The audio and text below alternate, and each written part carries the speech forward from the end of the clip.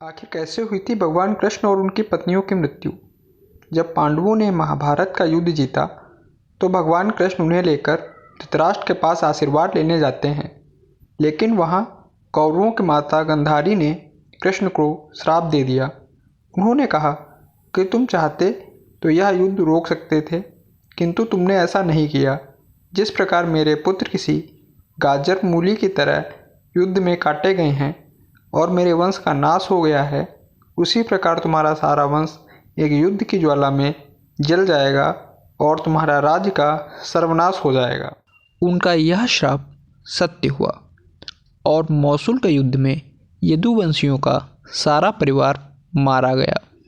इससे भगवान श्री कृष्ण काफ़ी दुखी हुए और एक जंगल में जाकर एक पेड़ पर बैठ गए, लेकिन उन्होंने एक पैर को नीचे लटकाए रखा। ऐसा कहा जाता है कि एक शिकारी ने उनके पैर के अंगूठे को हिरण की आँख समझकर निशाना लगाया, जिसे बहाना बनाकर भगवान श्री कृष्ण ने अपनी मृत्यु का वर्ण किया और देवलोक की ओर प्रस्थान किया। इस समाचार को सुनकर बलराम ने भी जल समाधि ले ली। अर्जुन को जब यह पता चला तो उसकी रूह कांप गई और तुरंत वह द्वारिका चले गए।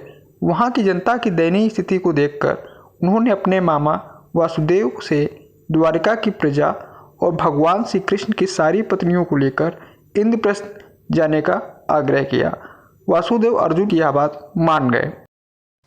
जब अर्जुन सारी प्रजा और श्री कृष्ण की पत्नियों सहित द्वारिका से बाहर गए तो उसके तुरंत बाद ही द्वारिका समुद्र में डूब गई। इस दृश्य को द्वारिकावासी देखकर आश्चर्यचकित हो जाते हैं। उस समय वे सभी बस यही सोचते हैं कि ईश्वर की लीला कितनी अद्भुत है। द्वारिका जब तक नहीं डूबी जब तक कि हम सभी द्वारिका के बाहर नहीं निकल गए। इंद्रप्रस्थ जाते समय बीच में राजस्थान और मध्य प्रदेश का जंगल पड़ता था, जिसमें काफ़ी डाकू रहते थे। जब उन्होंने इतने सारे समुदाय को देखा तो हमला बोल दिया। अर्जुन ने कहा कि मैं द्रोण शिष्य अर्जुन हूँ, लेकिन वृद्ध अर्जुन की इस बात को किसी ने नहीं सुना। इसके बाद अर्जुन ने अपने दिव्यास्त्रों का आवाहन किया, लेकिन दिव्यास्त्रों का उपयोग काफ़ी समय से न होने के कारण अर्जुन अपने दिव्यास्त्रों को प्रकट करने की शक्ति भूल गया।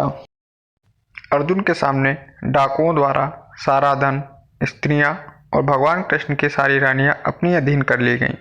इस प्रकार भगवान कृष्ण और उनकी पत्नियों का स्वर्गवास हुआ, लेकिन उनकी प्रिय 8 पत्नियां, जिसमें रुक्मणी, सत्यभामा, कालिंदी, भद्रा आदि को अर्जुन बचाने में सफल हो गया और कृष्ण की पत्नियों ने इंद्रप्रस्थ जाकर अग्नि समाधि ले ली। अर्जुन ने भगवान कृष्ण के प्रपौत्र वज्रनाभ को इंद्रप्रस्थ का राजा बना दिया और पांडव स्वयं भी भोग विलास छोड़कर जंगल की ओर चले गए और इसी के साथ उनका भी अंत हो गया।